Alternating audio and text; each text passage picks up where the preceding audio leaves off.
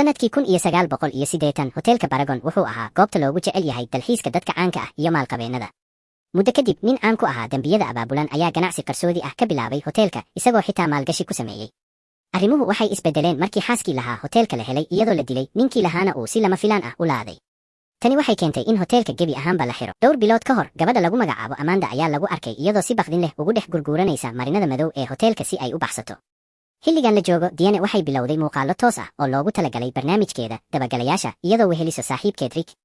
Waxay ku dhawaaqeen in qorshahooda maanta uu yahay inay ka boodaan tareen socda, iyadoo dadka daawanaya ay si toos ah ula socdeen. Muuqaalku wuxuu muujinayaa Diane oo ka boodaysa albaabka tareenka, iyadoo ay dadkii saarnaa ay ka muuqato yaab iyo naxdin. Waxay soo qaateen weel weyn oo qashin ah si ay amniga uga dhuuntaan, iyagoo si nabad ah u soo galay gudaha tareenka. Markii ay gudaha soo galeen, waxay weelkii ka soo saareen saaxiibkood Jid oo wata qalabkoodii farsamada.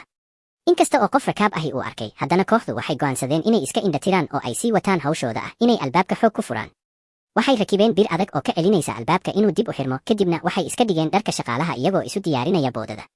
Kooxdu waxay ka boodeen tareenkii socday, iyagoo ku degay dhabadii tareenka si la mid ah sidii ay u tababaranayeen.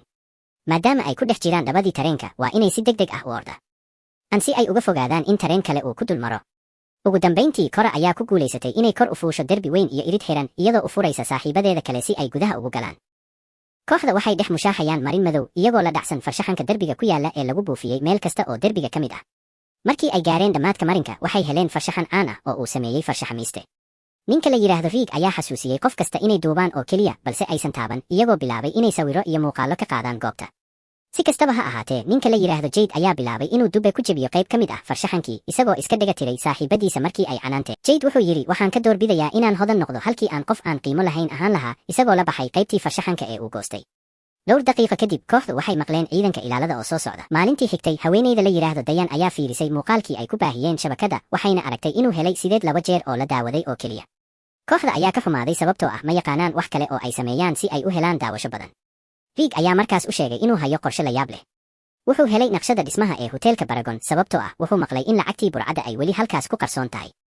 Dad badan ayaa isku dayay inay galaan dhismahan cidloobay, balse midkoodna dib uma soo laaban. Sida uu sheegayo sheeko deegaanka laga wariyo, dhismahaas waxaa degan ruuxyo aan jeclayn dadka soo booqda. Kooxdu way ku faraxsan tahay fikradda ah inay lacagta raadiyaan, balse Rick ayaa xasuusiyey sharcigooda, waxaan nahay kuwa wax duuba oo keliya. Markaas ayay heleen ogeysiis ah in Jade uu ku biiray koox cusub. Wuxuu muuqaalkiisa ku soo bandhigay qaybtii farshaxanka ee uu soo xaday, isagoo aflagaadaynaya kooxdii uu horay uga tirsanaa ee dabagalayaasha. Saaxiibadiisa cusub ayaa ciyaaraya ciyaar halis ah oo nafta lagu biimeeyo. Rickna wuxuu ugu yeeray inay yihiin kuwa waalan. Diane, iyadoo aan cidna u sheegin, waxay qortay inay aadi doonaan dhismaha Paragon. Isla markaas, qof ayaa albaabka soo garaacay. Rickna wuxuu u furay nin lagu magacaabo Frank oo ka shaqeeya warbaahin. Cora ayaa sharaxday in ninkani uu soo xiriiray, ayna ku casuuntay inuu la socdo. Markii Diane timid qolka, Frank wuxuu caddeeyey inuu rabo inay kooxdu u dhuumato dhismaha Paragon si uu sheekadooda u faafiyo, isagoo qorshahooda ka ogaaday qoraalkii Diane ee shabakada. Rick wuxuu u arkaa inay tahay fikrad xun, Franna wuxuu rumaysan yahay in Frank uu yahay askari iskarinay. Si kastaba ha ahaatee, Diane waxay jeceshay fikradda sababtoo ah waxay u keenaysaa daawasho badan, sidaas darteed waxay go'aansadeen inay Frank kaxeeyaan. Kooxda ayaa ka tegay hoteelka, balse markii ay gaareen gaarigooda, Frank ayaana u soo bandhigay inuu caawiyo. Ninka la yiraahdo Frank wuxuu ogaaday in gaarigiisu uu aad u yar yahay, taas oo keentay in saaxiibadiis ay dhammaantood ku cariiriyaan kursiga dambe. Kadib safar dheer oo ay ku soo mareen xeebta, waxay gaareen albaab weyn, iyagoo isticmaalaya qalab ay ku jiraan qufulka. Ninka la yiraahdo Frank wuxuu dareemay in duufaan ay soo dhowdahay, markaas ayuu ninka la yiraahdo Rick sheegay inay tahay inay ka baxaan marinada dhulka hoostiisa mara ka hor inta uusan roobku bilaaban. Ma isticmaali karaan albaabada ama daaqadaha caadiga ah sababtoo ah dhammaantood waa la xiray, sidaas darteed waxay galeen godka bulaacada iyagoo xirtay koofiyado adag. Markii ay xoogaa socdeen, waxay heleen marin u horseedi lahaa gudaha dhismaha, balse wuxuu ahaa mid aad u cidhiidhi. Waxay aad uga naxeen markii ay arkeen dhowr jiir ah, waxayna durbadiiba dabooleen wejigooda si ay isu difaacaan. Ninka la yiraahdo Frank ayaa ku dul jiifsaday haweeneyda la yiraahdo Cora si uu uga badbaadiyo jiirarka ku dul socda. Nasiib wanaagsan, jiirarkii si degdeg ah ayay uga baxeen marinka. Albaabkii ay rabeen inay maraan waxaa ku xanibnaa alaabooyin badan, markaasay haweeneyda la yiraahdo Diane go'aansatay inay raadiso meel kale oo laga galo. Haweeneyda la yiraahdo Cora ayaa isticmaashay qalab ay ku jebiso qufulka, taas oo keentay in alaabtii isdul saarnayd ay soo dhacaan, jidkiina uu furmo. Kooxdii waxay bilaabeen inay sawiro iyo muuqaallo qaadaan. Ninka la yiraahdo Rick ayaana bilaabay inuu hordhac u sameeyo muuqaalkiisa. Isla markii uu magaca hoteelka sheegay, shimbir ayaa si lama filaan ah u duulay, waxayna ku dhaceen laambad weyn oo saqafka ka laalaaday. Laambadii ayaa soo dhacday, balse haweeneyda la yiraahdo Cora si degdeg ah ayay uga leexatay si aysan u dhaawacmin. Dhanka kale, haweeneyda la yiraahdo Diane waxay heshay marin kale oo geeyey qol aad u qurux badan, halkaas oo ay si toos ah ugu bilowday baahinta muuqaalkeeda. Xilligaas ayay maqashay dhawaaq yaab leh, waxay u malaysay inay jiirarkii yihiin, markaasay bilowday inay cararto, balse waxay ku kuftay jaranjarada. Iyadoo neefsanaysa ayay gacan cabsi leh ka soo muuqatay gadaasheeda. ninka la yiraahdo Rick oo ka walwalsan haweeneyda la yiraahdo Dayan ayaa saaxiibadiis u sheegay inay qol kasta baaraan. haweeneyda la yiraahdo Cora waxay ninka la yiraahdo Frank u sharaxday in ninka la yiraahdo Rick uu rabo xaas, balse haweeneyda la yiraahdo Dayan ay rabto tacabur iyo safaro. waxay kaloo sheegtay in ninka la yiraahdo Rick uu ka shaqeeyo dukaan qalabka dhismaha ah, uuna isagu keenay dhammaan qalabka ay wataan skiisa, markaasuu tusay sawirka haweeneyda la yiraahdo Amanda. ninka la yiraahdo Rick ayaa soo dhex galay sheekada isagoo ka codsaday inay raadinta sii wadaan.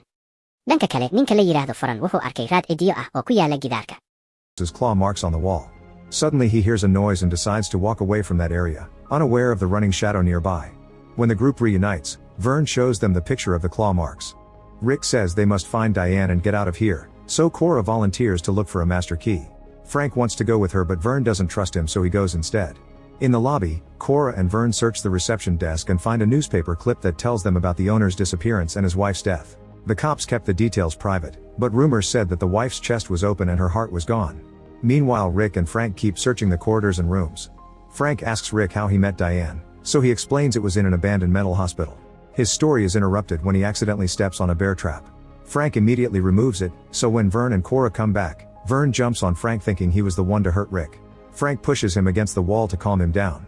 Then he cleans Rick's wound with water and wraps it with tape since they don't have a first aid kit. Cora wants to take Rick to the hospital, but he refuses to leave without Diane. Suddenly they hear Diane's phone, so they follow the noise to the next floor. They discover a huge tree with phones and cameras hanging from the branches. Rick recognizes Diane's phone so they watch her last video, but when they reach the part where she falls the phone runs out of battery. Then they hear a strange noise, and Vern reluctantly says they should call the cops. Cora agrees, but Rick and Frank think there's no time to wait for the police. The group keeps moving and Cora hears another noise, so she throws a punch when someone jumps on her. Frank pulls out a gun and points it at the attacker, who turns out to be JD. Suddenly JD's new team comes and hits Frank to bring him down. Max steals Frank's gun while Todd points his own weapon at Rick's group, making everyone get on their knees and forcing them to hand over their phones and gear. Rick accuses them of attacking Diane too, but Todd denies it as he insults her. When Todd asks where the money is, Cora and Rick insult them back. Todd gets closer with the gun and starts describing the awful things he'll do to them if they don't cooperate. Cora keeps insulting them so Mac tries to hit her, but Vern pushes him back. Mac responds by pointing his gun at him. Then Todd makes Cora stand and puts the gun in her mouth, so Frank says he doesn't know how to use it. muuqaalku wuxuu ku bilaabanayaa sawir naxdin leh, raadadka cidiyaha bahal oo ku yaala gidaarka. ninka la yiraahdo Faran ayaa maqlaya sanqadh qariib ah, isagoo go'aansanaya inuu goobtaas ka fogaado. wuxuu ka socdaa halkaas isagoo aan ka warqabin in hoos madow uu ka dambeeyo oo uu eryanayo.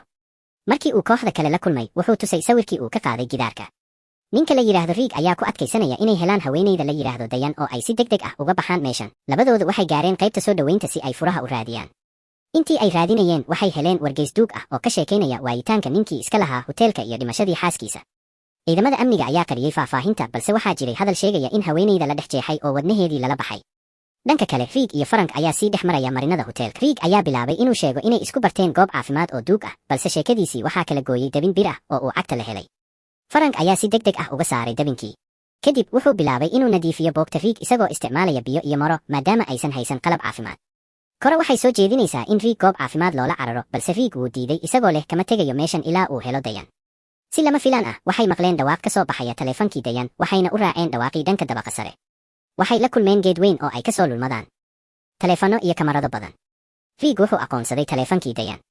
waxay daawadeen muuqaalkii ugu dambeeyey, balse taleefankii ayaa damay markii uu gaaray qaybtii ay ku dhacaysay, balse Rick iyo Frank waxay u arkeen inaan la sugi karin.